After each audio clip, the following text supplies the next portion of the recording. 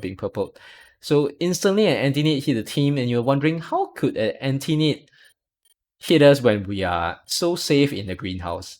That's because Shu actually took up all the time to sneak through this tube, which is a big risk because if they had spotted Shu any point in time before this setup, before this attack occurs, they could have killed Shu, and this attack would have never have succeeded, and London Spitfire would have full help this point. Okay, thanks for coming to watch another video.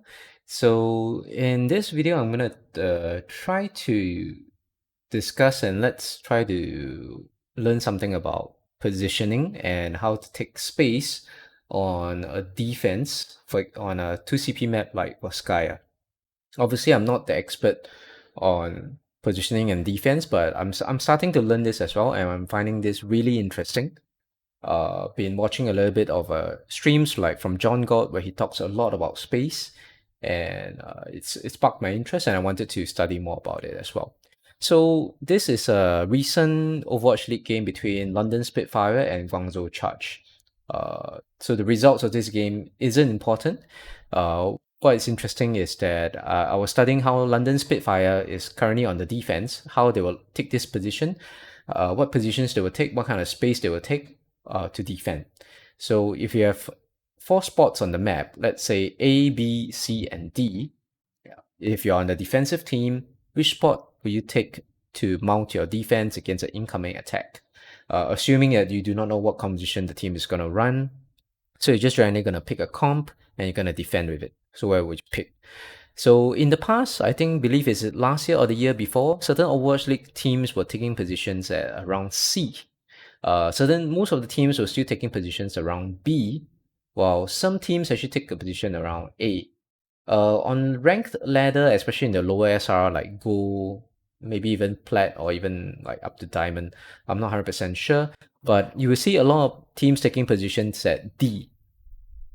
Okay, so you can choose whichever position you want, and there's no right or wrong, and let's take a look at what a professional team does.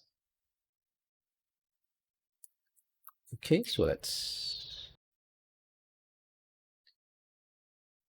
so now let's take a look at what how a professional team such as the London Spitfire is gonna take up positioning on the defense. Okay, so it seems like London Spitfire is choosing to go double shield.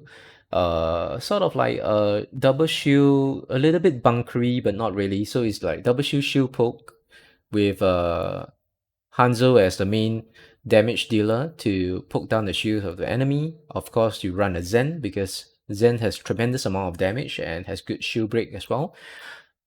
The other heroes such as Orisa, which provides shield and decent shield break, and of course Baptiste, which has a long range attack and has decent shield break, but has excellent shield break whenever he gets his ultimate, which is the Baptiste window.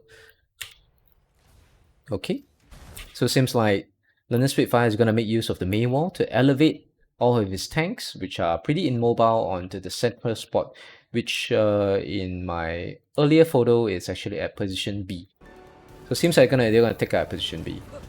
And let's take a look. So they're gonna set up one shield there. And they will have their Baptiste on like in a slightly safe position off in this. I call this the tunnel because it's shaped like a tunnel. So slightly in this tunnel. So Baptiste is pretty safe from being picked. And mainly because my guess is that they were expecting the enemy to run double shield against them. Because if the enemy double shield is coming in from the door, they're going to try and poke them in, probably use a Mei wall to wall off half the team, and then just try to poke down whoever is in front of the team. This is why they're going to put their Hanzo, their main damage dealers are the Hanzo and the Zen in front to do as much damage as they can, and also damage dealers will be the Sigma, the Orisa, and the Mei as well with the right click. So the Baptiste here is mainly going to be focused on healing the team, not gonna do too much damage. Of course, he will contribute some damage whenever he can, but it's gonna heal the team, try to farm as much out as he can to get his window, and with the window, the team's probably gonna make another play off it. So let's speed this up. 5, 4, 3, 2, 1. Attackers incoming. Defend objective A. So the first thing is you see the enemy diva popping up and Eileen on the Sombra scouting below. So they're just trying to scout what the enemy team is running. So they saw that they're running double shield with Hanzo, Zen, and they're gonna make a switch. So initially they were trying to go on the ball, and they're just gonna make a little bit of switch. They're gonna switch to Winston. So Winston Diva dive, very standard, very traditional. But they're gonna go Pharah Mercy, and obviously they're gonna go Sombra for the EMP. The interesting thing is they're running Shu on the Ana. Typically, I mean, for in the past, if you could look at dive teams, they would usually run something speedy like a Lucio for speed boost, or in this current patch, I believe Brick was banned, if I'm correct. So a lot of dive teams usually will run Brick because Brick gives armor pack and it helps the team to dive, especially the front line, to dive a lot better. It also helps whichever is dying, such as diving heroes such as Tracer, or in this meta, not really. Don't see a lot of Genjis, but you see a lot of Tracers, and Doomfist. So Tracer, Doomfist, or Echoes, if you give them an armor pack with a brick, they really help the dive to dive. It boosts their health and it makes them survive the dive a bit easier. It gives them more ability to do damage.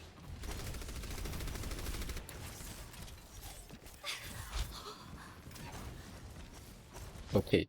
So the thing is, here, if you watch the Overwatch League telecast, they were actually looking at Nero's view, and instantly Nero starts spamming rockets in the enemy to try and farm some outcharge and perhaps to try and get some lucky kills.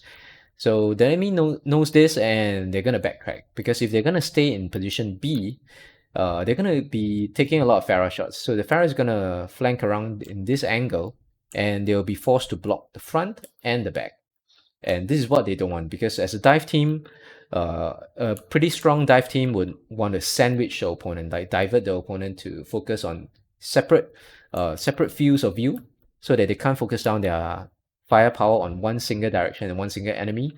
And that's where the dive team is going to get their value, and that's where they're going to get their picks.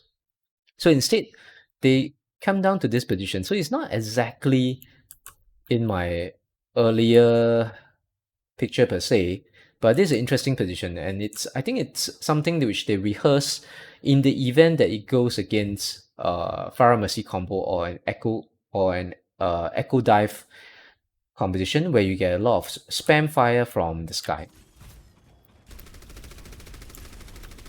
Okay, so notice how strong this position is on defense. To contest the point, all you need to do is put Orisa on point and have all your healers, which is your Zen as well as your Baptiste, safely behind in this small health pack room here. So I'm just going to call this room Observatory. Yep, because they have this window. So I just call it a greenhouse observatory. Good. Okay, I'm just going to call it greenhouse then, because the glass looks like a greenhouse. So I'm just going to call this greenhouse level 1. So the team is the rest of the team is all in greenhouse level 1 with a mega health pack, as well as healers all safely tucked in, and you have a Sigma shield protecting them from the front, so that no Pharah rockets are gonna get in. And obviously Sigma has his ability to absorb the rockets, which is I believe it's the left shift, or is it? I think it's the left shift ability, right? So then the Hanzo can just poke around, try to get some shots on the pharmacy, but it's obviously really difficult. They didn't expect the pharmacy combo to be run, which is why they picked the Hanzo. If they did expect it, they'll probably pick like a McCree if it's not banned, or Widowmaker. Maybe not Widowmaker, but probably some other hit scan hero, probably like McCree, if he's not banned. I'm not too sure. I'm not too sure whether it's banned or not. Okay, so they're spamming shots around to try and locate the Sombra. Okay, so I'm gonna speed up slightly because I want to see. So we're gonna speed up a bit, but what I'm gonna check is how much time did the Spitfire team burn off the clock on Point A defense. Okay, let's go back a little bit more. Ready. Attackers Okay. incoming. Defend objective A. Phase 1. Attackers incoming. So the timer starts at 3:59. You are advised to move. And we're gonna just speed this up to 2 times. to see how much time before they lose the point.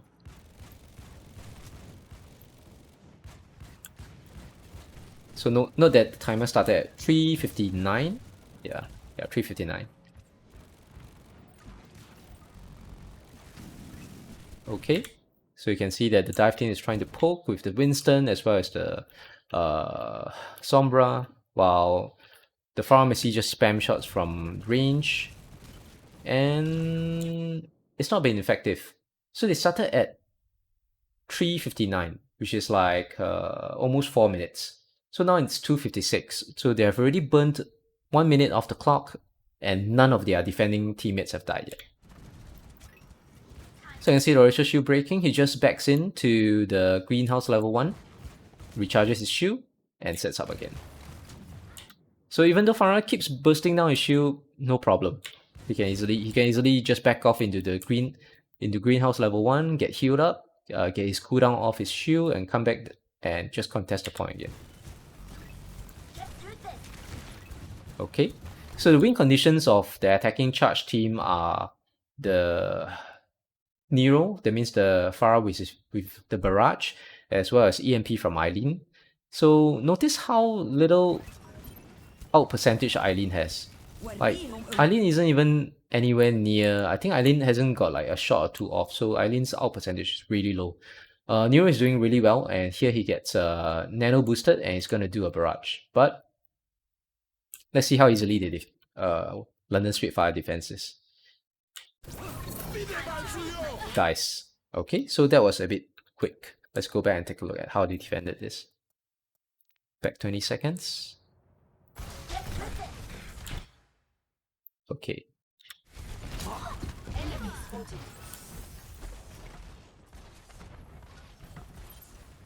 So probably, I think with good out tracking on their side, they probably knew that the barrage was incoming, nano barrage was incoming, and they have the Sigma there to scout it. So they have some teammates going up to see. So somebody is tracking where the Pharaoh is flying. Okay, so instantly they saw the Pharaoh coming down, and I believe the Immortality Lamp was launched. Let's take a look.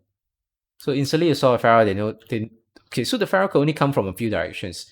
She could either come from here, or she could either come from here. There's only two directions, because okay, technically the Pharaoh could come from here, but you already have a shield there. So definitely as a DPS, they are usually likely to take an off angle, while the tanks distract the defenders from one angle, and the DPS will take an attack from another angle. So that's what we call attacking from an off angle. So there are only two entrances for the Pharaoh to come through. So the Pharaoh picks the top entrance, and the defending team is ready. Spitfire is ready to defend this.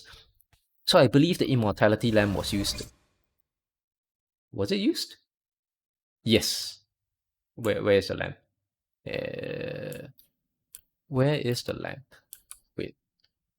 It was... Oh, it was here. So the Baptiste instantly puts down his Immortality Lamp to protect both himself and his teammates surrounding him. At the same time, he deploys his window to try and maximize his healing as well as his damage.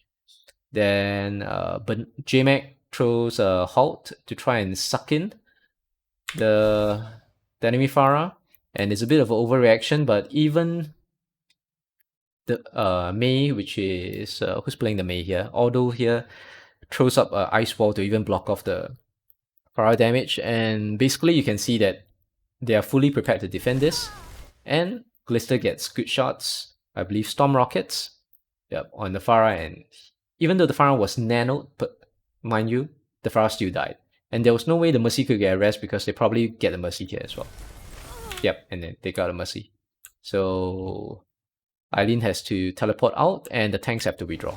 So it's a failed push. Yep, so the tanks withdraw. So how much time have defending team burned off the clock? 2 minutes. We started at 3:59. Now it's almost 2 minutes. So let's just take it as we started at 4 minutes. Now it's down to 2 minutes.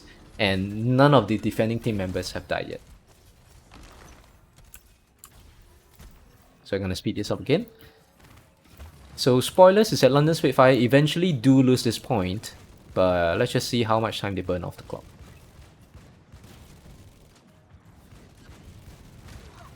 Okay. Okay, so this is where they eventually lost the point. So they lost the point, and let's see what is the exact moment where the cap happens. Team kill. Okay, so I'm gonna count the time burned at the exact point that the time is capped, which is here. Oh, okay, so I gotta back off at like 1 second to see the counter. Wait, dang. Let's back off a little bit. Okay, so 114. So we started off at 3:59, which is 4 minutes. And they kept the point at almost about 1 minute. So they burned about almost 3 full 3 minutes off the defense with no one dying at all. So what I feel that it's still it's not a full hold, but it's still a pretty effective defense. If you want to take a look at how the diving team eventually killed them. So just for funsies, let's look at how the Guangzhou Charge got the cap. Okay, so this is the point where the cap happens. Okay, still on 2x speed, so let's slow it down to 1x. So you can see an elaborate setup happening here. The Anna, even though she is technically not a dive hero, is sneaking up along the tube. So you will see the impact of the Anna later. And you can see the team is setting up. So Nero is flying in, probably for a nano barrage, but there's no nano, so he can only barrage. And there's no EMP. So the only way is a barrage has to happen in order to kill everyone, to kill the defending team. And they make a call and they go for it. So Shu sneaks up sneakily on the tube, while the dive tanks. So this time the dive tanks, as in the Winston, goes up. And they're gonna have the Diva come in from the front of the greenhouse level 1, while Winston comes in from the top of greenhouse level 2, and probably the Farah is gonna come in from here as well. So Farah is gonna come in probably at the off angle. So Winston goes in, does the first round of damage,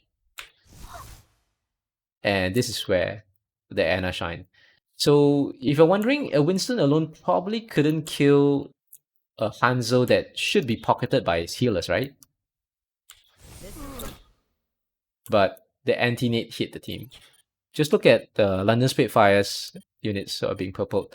So instantly an anti-nade hit the team, and you're wondering, how could an anti-nade hit us when we are so safe in the greenhouse?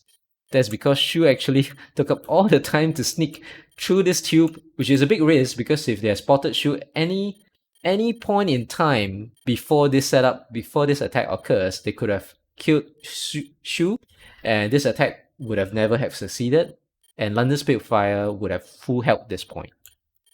So it was only because of this nade that they managed to kill off the rest of the London Spitfire, because anti-naded means you can't heal, and all they need to do is just bring down this immortality lamp, which I believe the Diva actually did so. Yeah, where's Krong? Krong was... Oh, where's Krong? Wow, I can't even find a Diva in this small location. Wait. Oh, I think it's a bug. Well, Winston is here. Then where's Krong? Oh? Yeah. So the Diva was here. Yeah, Winston was here. So the Diva actually dived in, helped out to take out Immortality Lamp, and Winston did the rest of the damage. While Nero eventually came in at... where was Nero? So Nero didn't come up from the top angle like I thought he would, but I think eventually he just came in from this angle, did not even use Barrage, just spam some rockets, kill off the rest of the team, because most of the team was anti-naded. So it was a quick cleanup. So I find this really interesting, because you would have thought that an Anna wouldn't be a useful hero in a dive team, but in this particular instance, Guangzhou Charge made it work. But in my opinion, it was a pretty scary risk. I mean, Guangzhou Charge was really out of ideas to try and attack this point because of the good defense by the London Spitfire, and it was only in a sort of like a eccentric genius play by asking Shu to sneak through this tube in order to throw an anti-nade in order to make this attack work. So without this anti-nade, London Spitfire would have probably full health, and Guangzhou Charge and Spitfire would probably have won this map. Okay, so the cap eventually happened, and that's about it for this video. I mean, I definitely learned something, so I hope that whoever's watching this video have maybe brought some knowledge, useful knowledge with them as well. And see you guys on the next video.